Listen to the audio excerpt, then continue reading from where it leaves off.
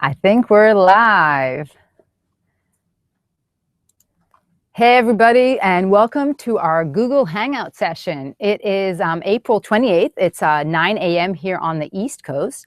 And we are partway through our week 2 of our Coursera course, Fundamentals of Project Planning and Management. And I'm so excited to be here. I wanted to tell you a little bit about how everything is going and who is among us, and kind of remind some of you out there of the logistics and the layout and the overview of the course. And then for the bulk of our time here today, Leslie is going to help me out with reading some of your questions. We've already had quite a few questions on the forums, and some questions are being live posted on Twitter. So join us, hang out with us for a little while. I have my coffee. I hope you guys have your coffee, or if it's later by you, maybe some other drink. And ask us your questions around the course, the content, or in general project management in your life and your career. And to do that, you can post questions on Twitter using the hashtag Project Management on Twitter, or PMOT. And you can also possibly post to the forum still. Is that correct, Leslie? You can still post to the forum? Yeah. Correct. So you can feel free to post to the forum or post on Twitter as we speak.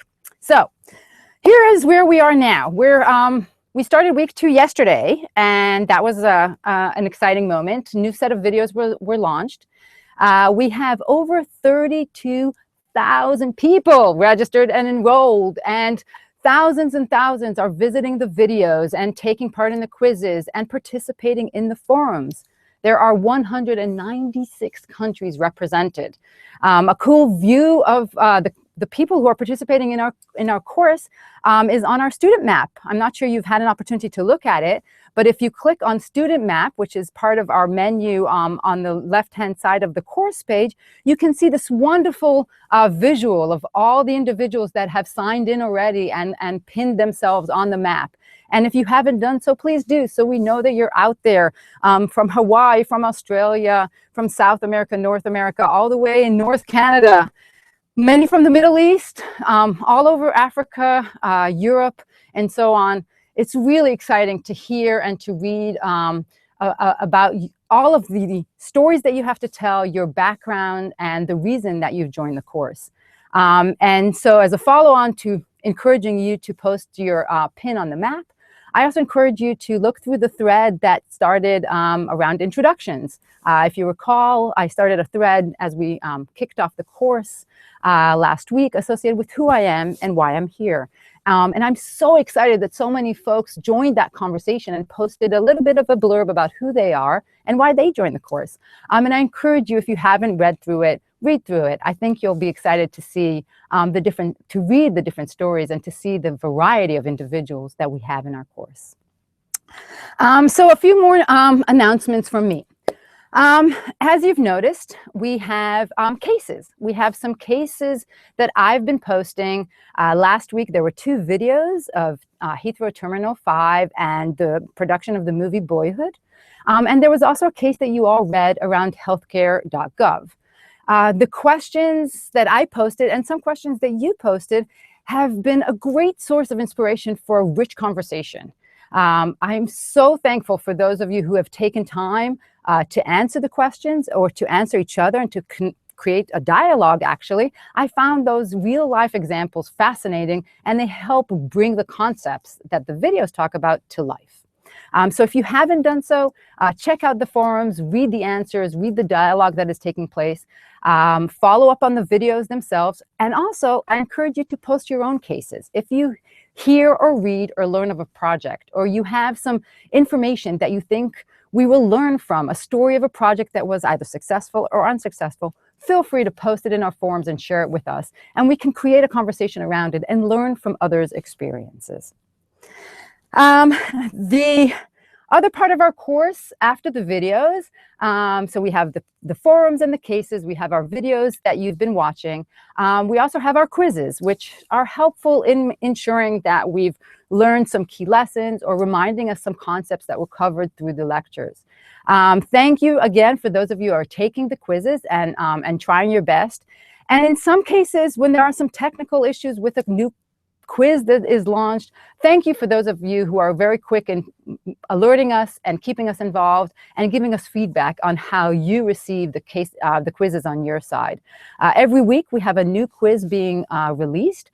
And it's always important for us to hear your feedback and to learn where you're enjoying the quizzes, where you're learning from the quizzes, and where you might have struggles or you might have some questions and concerns. And so thank you again. This is a learning opportunity for all of you who are participating, some of you for the very first time on Coursera, and also for us as we launch our course for the first time. We're learning from the feedback that you provide, and I appreciate that a great deal. Finally, or maybe not finally, but before we hop into the questions, a comment about the forums. The forums are wonderful, and the dialogue is inspirational. Literally thousands of folks have been posting and are very active on the forums. And the only request I would like to send out there today is that we try and manage the forums. So as you probably have experienced, the forums can get pretty hairy if we're not careful. And so try and respond and reply to posts within the same forum if there is already a forum that has been opened on a certain subject. So if you're responding to the healthcare.gov questions, reply to the others that have already posted. Or if you're posting about the Heathrow Terminal 5 and Boyhood, reply to the questions that have been posted. Or if you have a software product to recommend or a platform that you would like us to encourage to explore and to use, there is a forum that has been started associated with software. So just enter your post there, and that way we can try and manage the conversation, and it will be helpful and easier for all of us to navigate around the forums. If you don't know, or if you're interested, I also wanted to make you aware of the fact that we have a Facebook group going on with some conversation there associated with questions, if you're more comfortable with the Facebook environment.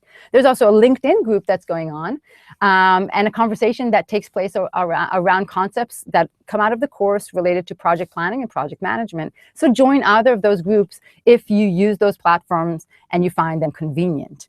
And finally, the last piece of admin, so to speak, for now is that if you are interested in the signature track, if you're interested in obtaining a certificate with your name associated with this course, that you've completed the course, then you have approximately 2 more days to sign up for that. So just be aware, look out for the announcements on Coursera. There is a requirement associated with obtaining that certificate, and that has to do with completing the quizzes with an average of a 75% pass mark. All the information is available on the course site, but just be aware of the fact that you have approximately 2 more days. Around Thursday, the signature track option will close, so just be aware of the fact that you should do it now and don't wait any longer. Leslie, I think I'm done with my announcements. If you want to start reading out the questions, I can start discussing those. Sure. Good morning, everyone. The first question we have is from Ankit in our Google Hangout forum, and it was about consulting and some of the best certifications that for the consulting field specifically. So it's interesting in consulting, the main the large consulting firms, if it's McKinsey, Accenture, and so on, they typically have their own internal certification process, or they have their own internal project management training that is adapted to the industries that they focus on and the projects that they're highly engaged in. And so really for the main or the big consulting houses, there isn't much you can do beyond joining them and following their training sessions.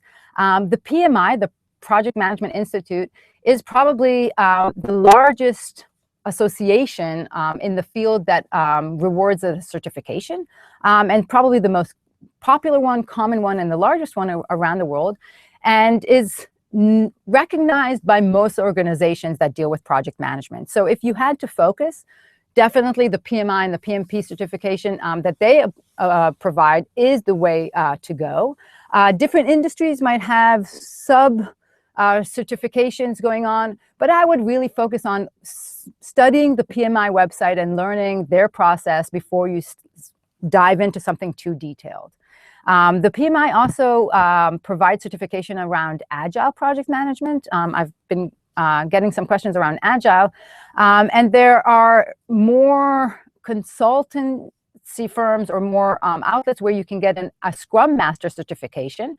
And so if you're interested in Agile specifically, you should look under the PMI, under the Agile category, and explore what they have to offer, but also seek opportunities to get your Scrum Master certification and to go on catered training for Agile project management. That answer your question, Leslie? Yes. Related to that question, there were actually a couple of others. The first is comparing the different approaches, Agile, Scrum, and what your thoughts are on each of those approaches and methodologies. Well, that's a great question. And actually, in week 4 of our class, week 4 of the course, we will have a couple of videos, actually 2 or 3 videos, in which I will specifically address the different project management methodologies and talk a little bit about how they differ and which industries they might be suitable for. And I will expand on it a bit further during week 4. And it will all make sense then at the time, because we're going to build up some material that will be relevant to the distinction. For the most part, Agile, especially Scrum and Kanban project management approaches, are utilized these days in the software industry, whereas the more traditional critical path type of analysis that we've started exploring, sometimes called waterfall, is used in larger construction projects, new product development projects, and more beyond just software, the software industry. But that's a very crude distinction, and in fact, many different domains are experimenting with different methodologies. So in week 4, we'll come back to that conversation, and we'll talk in more detail about the actual parameters or the actual measures that you might want to think about when you're choosing which methodology to use or to apply to your project. Great, thanks, Yael. Another question related to that first, what you talked about in your answer to the first question was reporting, self-reporting your PDUs for the PMI certification. Okay. Could you briefly review how that works? So I believe we posted a link, or there is a link on the course site to the PMI organization, again, to the Project Management Institute, where you can self-report the units or the hours of class that you participated in, and you can report our course with the hours of content, and that will count towards your professional development units that you need in order to either obtain your certificate or maintain it long term. Some organizations are a representative of the PMI. We are not that. However, the content of the course and the material that we are covering is relevant, of course, and so the PMI will recognize that, and this can be counted as part of your individual hours or your self-reported hours that you take in order to maintain and build up that knowledge associated with project management. Great. We have a question here from Christina for a popular press mention or current event, so to speak, about Seattle's Long Car Tunnel project. And it being 2 years behind schedule now. Could you talk? Do you know anything about that project? Could you talk about Well, that? I would love to learn more. If Christina or others have more information, I know that it is still ongoing, so I know that it's in the works right now. Sometimes it's interesting to observe, or rarely do we have a chance to actually observe progress of projects. We always, there are more opportunities to reflect backwards or to conduct somewhat of a post-mortem when the projects have been completed, like we did with the healthcare.gov, or like we're looking now at the production of Boyhood. But an ongoing project that is struggling to pick up or is hitting barriers is an interesting one to observe. And so I thank you for posting that. If you have any other articles or any other postings, please go ahead. I am not, I would be curious to learn what are the main obstacles that are going on right now in Seattle. I'm aware of the fact that it is running late and it is running over budget, but I'm not certain where it's headed now. And I would love your input and your feedback and information you might have about what is being done in order to amend the course of the project and how it is being perceived by the local community. Historically, we can look and we can find documentation of other high-profile public projects that struggled to meet their goals, their targeted goals. And it is hard, indeed, to execute such high-profile projects to spec. And so we try and learn from these instances. The Denver Airport is a famous one, the Sydney Opera House in Australia, the Scottish Parliament building. These are cases of projects that unfortunately did not meet their goals, but there are a lot of lessons to be learned. There are lessons to be learned around the importance of assigning a very authoritative and controlling project management office and officer.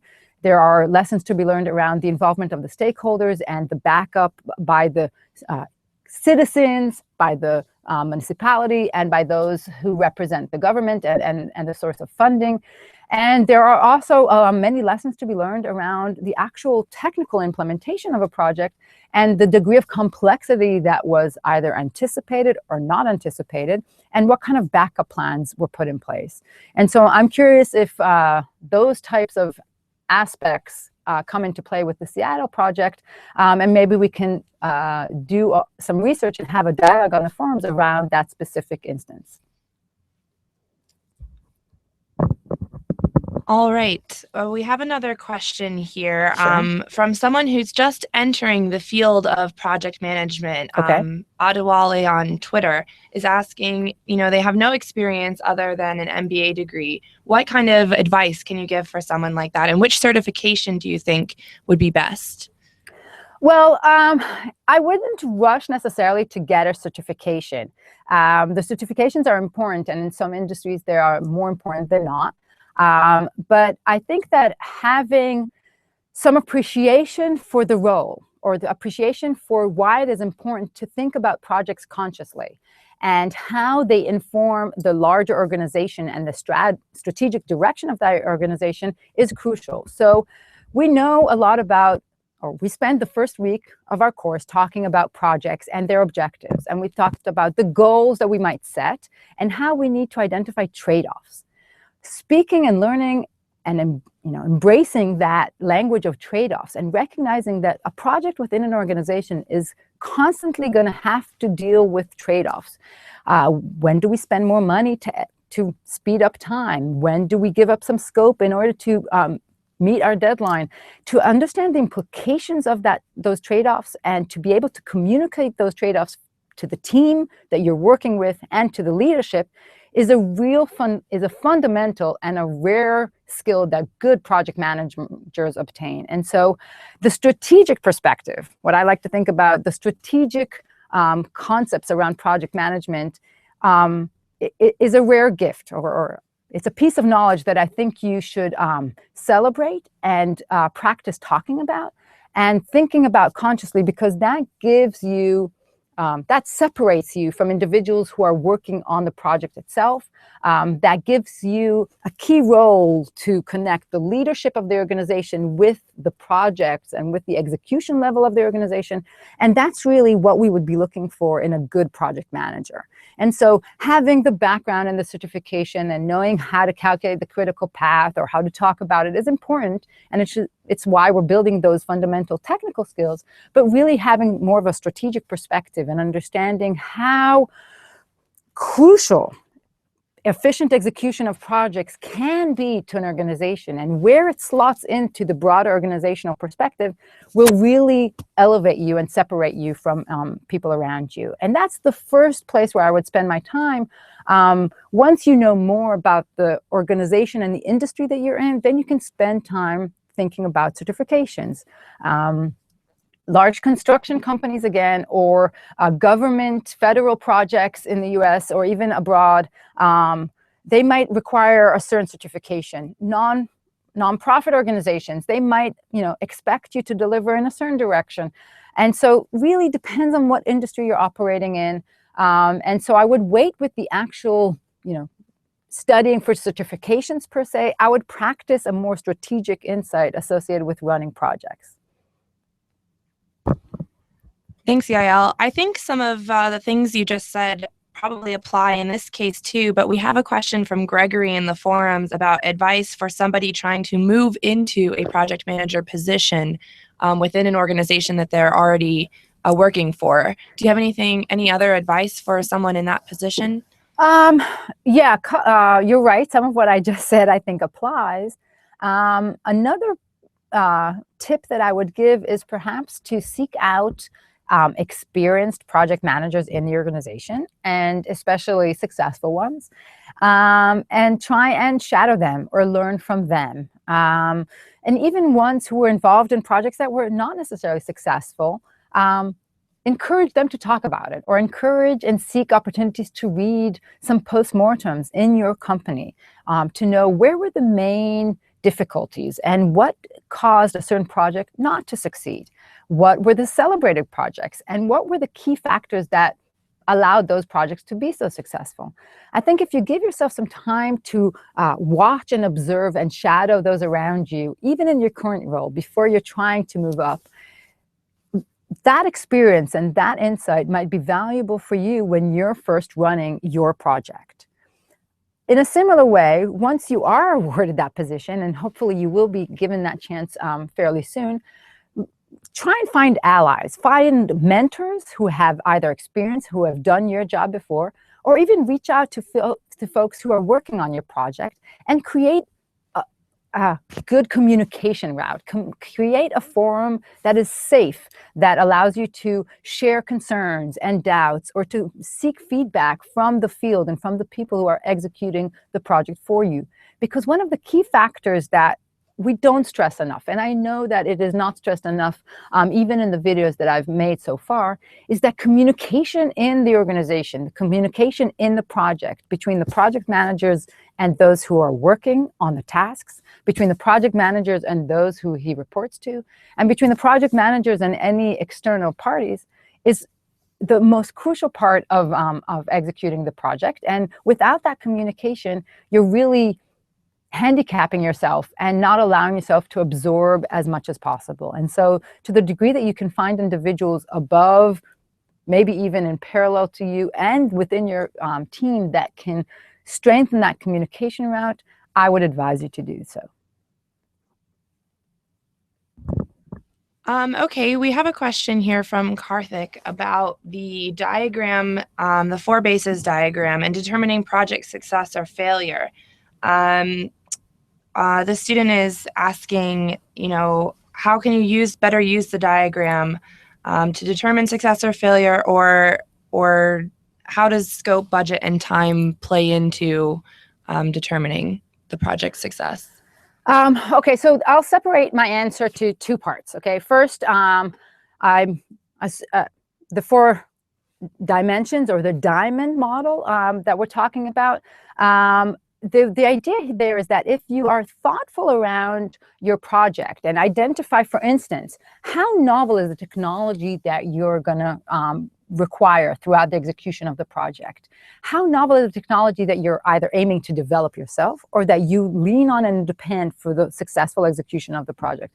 If you can refine that and identify to your clearly the degree of novelty that you stand, it might entice you to perhaps come up with a backup plan, or perhaps be thoughtful of a parallel path that you might need to execute throughout your project to kind of manage your risks. And so using that dimension of technology or novelty or pace is really about better understanding where your project lies and coming up with ideas and solutions up front as part of the plan, meaning planning for contingency, a backup plan, planning for parallel opportunities, having 2 teams work at the same time to develop some novel technology, or working with a client on managing expectations on when pieces of work will be delivered. Those dimensions are supportive in how you think about your project, and therefore they allow, or they should provide a greater degree of success if you're thoughtful about them up front. Not all the methodologies and not all the techniques are necessary in every single project. If the technology is not that new or if it's not that novel, you may not need to have multiple teams operating in parallel, and you could perhaps save some of your money and your budget. And so really being thoughtful on where you fall could help you make the right decisions and plan up front accordingly. In terms of the dimensions, the Holy Trinity, or the three dimensions of the project goals, so scope, time, and budget, the way that we use those, or what's important about those three dimensions in the context of a project success, is again to identify the trade-offs.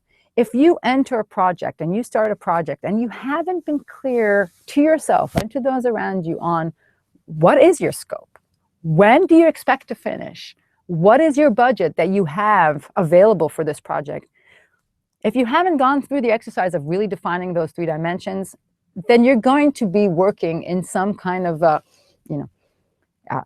vague notion of where you're headed, but you won't have a clear idea of really what is included in your project. And so identifying the dimensions and then being super thoughtful about the trade-offs is important, because throughout your projects, you're going to have to make decisions. And if you are not aware of the fact that your budget is limited and there is no way you can exceed it, then you will not be making the correct trade-offs.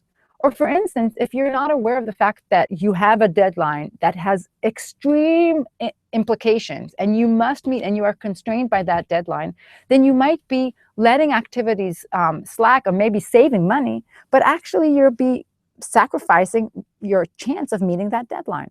And so the trade-offs, identifying where it is that you're constrained and focusing your attention on making sure that you do not you do not reach that deadline, or you do not hit that target on which you're constrained, is going to help you meet and complete your project as necessary. I've seen projects that decide to go with a suboptimal subcontractor because they're trying to save money. But if money is not the issue, and if you're not necessarily constrained by money, why risk sacrificing quality, for instance, of some special fundamental building that is important to preserve? Why risk the quality of that construction if the funding is not necessarily your key dimension? It's too easy for us, or sometimes we work in a way that is automatic, and we think that we should be choosing the lower cost subcontractor, or we think that we are limited in time, where in reality it wouldn't hurt if something took us a few weeks longer, and because we want to preserve the scope. And so really being thoughtful about those three dimensions is helpful in making those decisions throughout the entire life cycle of the project. That was maybe a bit longer than you wanted, Leslie, but hopefully that answered the question.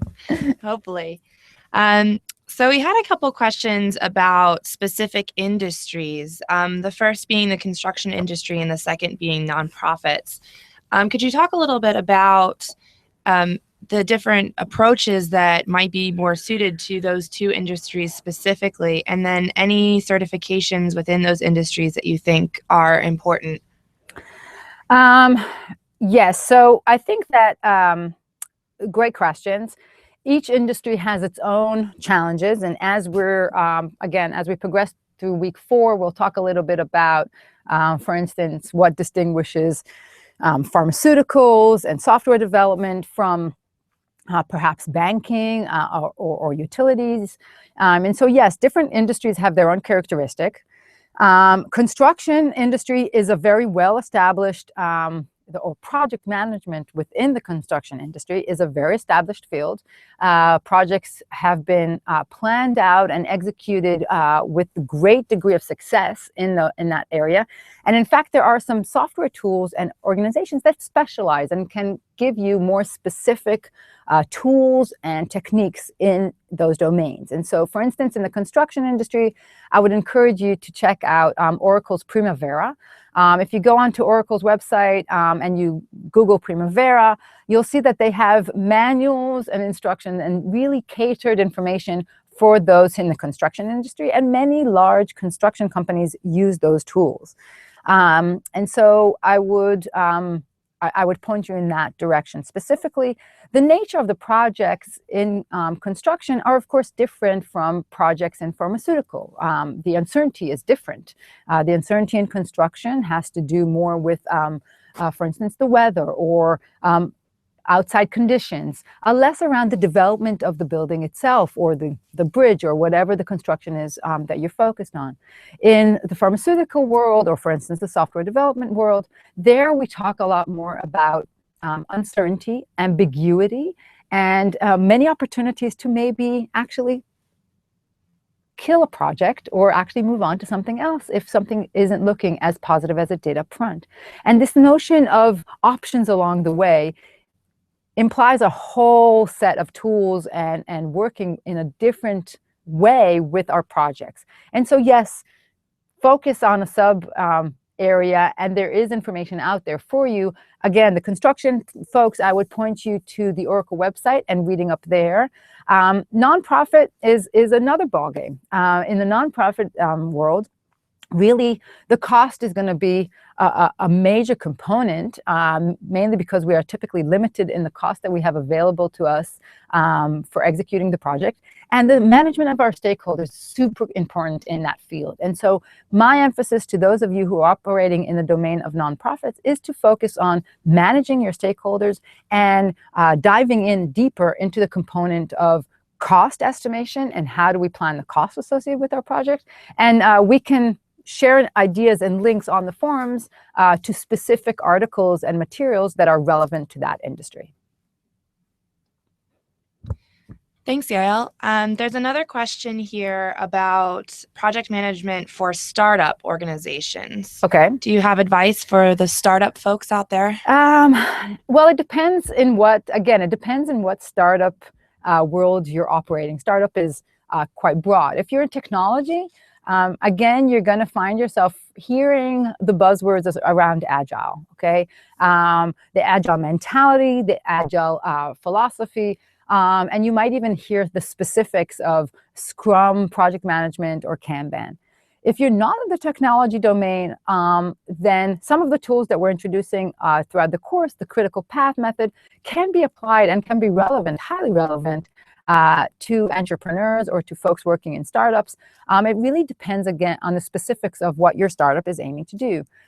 Some startups can follow the more lean approach. The lean startup is pretty much the trend these days and what everybody likes to talk about, in which we aim to produce a product, a minimum viable product, as quick as we can and cycle through ideas with our client on the market. And so that implies a certain approach to managing your projects as well.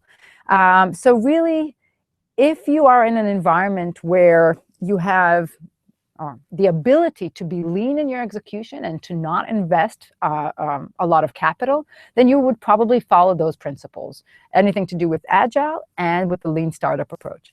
If you're in a startup that still requires a fair amount of investment, a fair amount of capital investment and resources, then you would probably rely on more traditional project management tools to help you through. One thing that can help everybody, this is true for startups in all domains, and this is actually true for most of you in organizations today, is making the most out of the online platforms that we have out there today. So one thing that we haven't talked about that much yet is virtual tools for collaboration. And so there are many different platforms out there that can really streamline the way that you work, and that can improve the transparency and the communication among the team members. And these can be team members dispersed in different places around the world. These can be individuals that are traveling a lot and that need to be on the road. And so checking out Basecamp, Trello, and all these other platforms, again, I believe we have a forum that is focused on this, but checking out and learning to use online platforms for collaboration might be key to executing your successful project. I hope that answers the question associated with startups, Leslie. Yeah. So there's another question from Jessica in our forum. She's asking about why costs incurred later are cheaper for projects. Well, it's just technically speaking, if I am standing at a point in time, if I can delay a certain expense, then a dollar spent in a year's time is not as expensive as a dollar spent today. That's purely from the financial aspect of spending money, and how postponing expenditure will be better for my bottom line. But more than that, more than just postponing expenditure and spending the same amount of dollars in the future, which might be cheaper technically, it's also about opportunities. If you postpone an expense, if you don't commit and pay individuals to do a specific piece of work, you have an opportunity to learn. You have an opportunity to learn about the industry. You have an opportunity to learn about your competitors. You have an opportunity to learn about your actual capabilities. And by postponing your spending and postponing certain commitments, if you can, you might find cheaper ways to do it in the future. You might learn of a new technology that's on the market, and then you will be able to deliver a slight alternative, but in a better and a cheaper way. And so on one level, technically, money spent tomorrow is better than money spent today. It is cheaper. I can save my money in my bank account and have it grow instead of spending it right now. Also, delaying commitment and expenditures provides opportunity to learn and to gain more information. Great. We had a question about specific books. So we've made a list of readings that we recommended for the course. Correct. But are there any in particular that you would really strongly recommend for people to learn more about project management, and any specific methodologies or approaches in particular?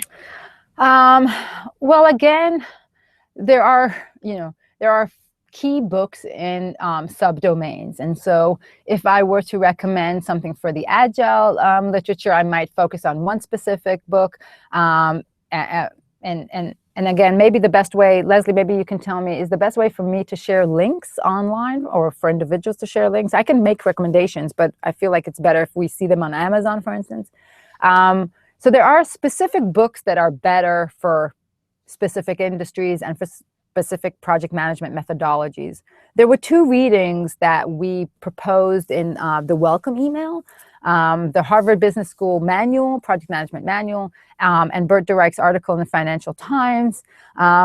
Those are really the pretty generic and broad pieces of material. They're not too long, they're pretty concise, and they're helpful to get you started.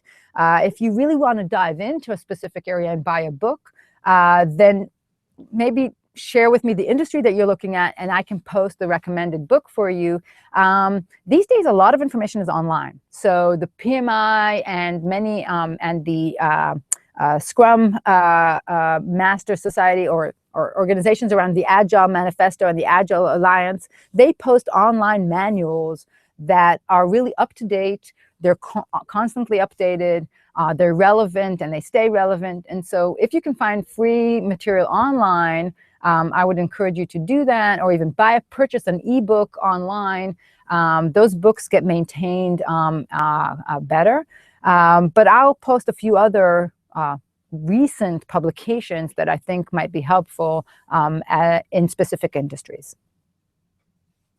Great. Yeah, I think it would be helpful if we share those links online and direct people to certain. And so what I'll ask the community to do is, if you are engaged in a specific industry, if you want to know more, I know some of you have already done that. Again, post on the forums, and also share with us your knowledge. So if you are operating in an industry and you have like a go-to guide, share it with us. And we'll also post on our part a handful of references for the specific methodologies and for the specific industries. We had a question in the forums about the life cycle of a project and it being an iterative process.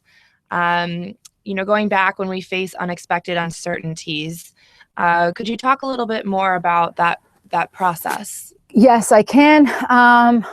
And again, I'm also going to remind everybody that week 3 is about risks and how do we deal with risk and uncertainty. So we're going to talk about it some more in week 3. And week 4, again, we're going to also be talking about the execution and how do we work in environments with many unknown unknowns. And so we're going to talk about these concepts more over the next 2 weeks. So that's something to look forward to.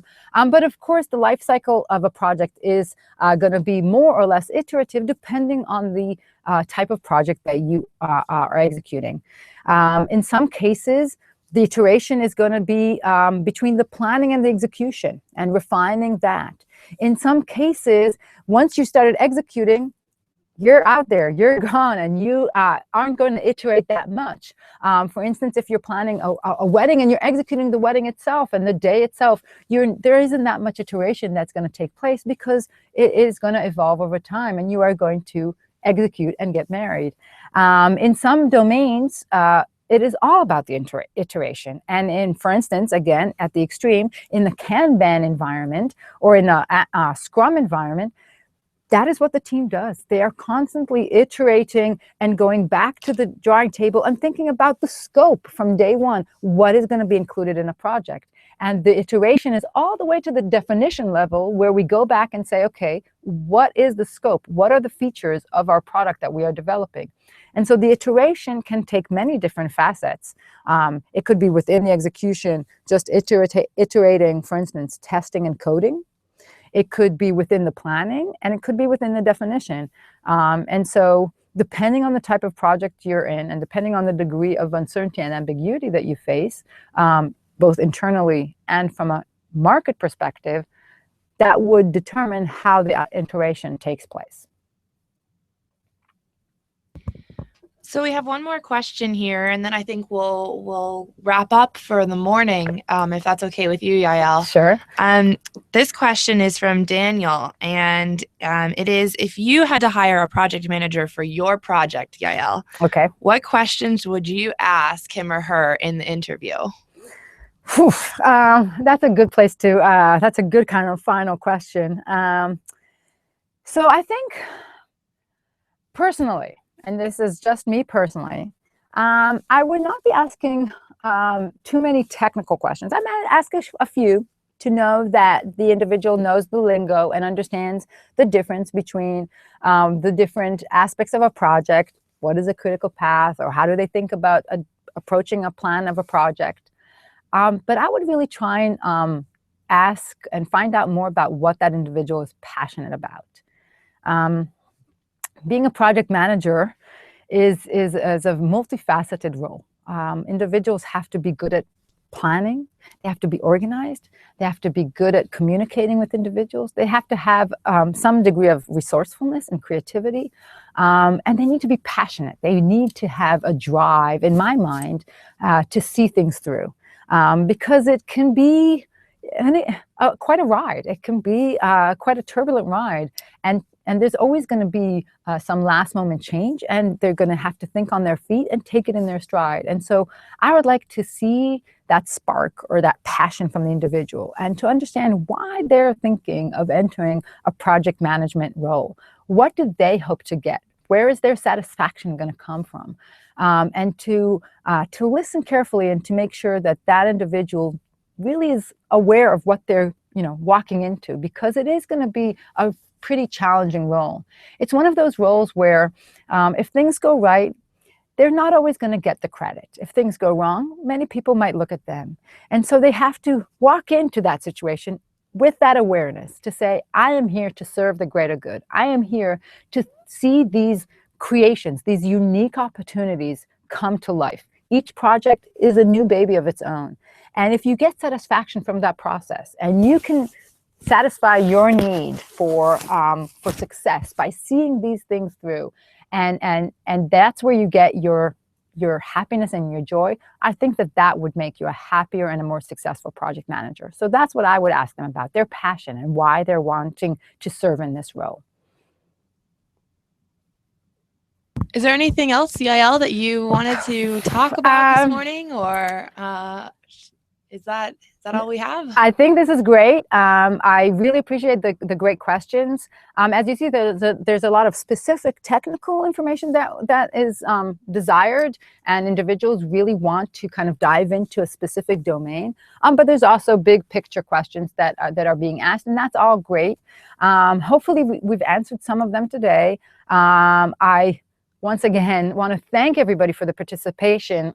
It's just so exciting to me and overwhelming that I think it's 15,000 folks have watched videos and are contributing, and thousands of folks are chiming in certain ways.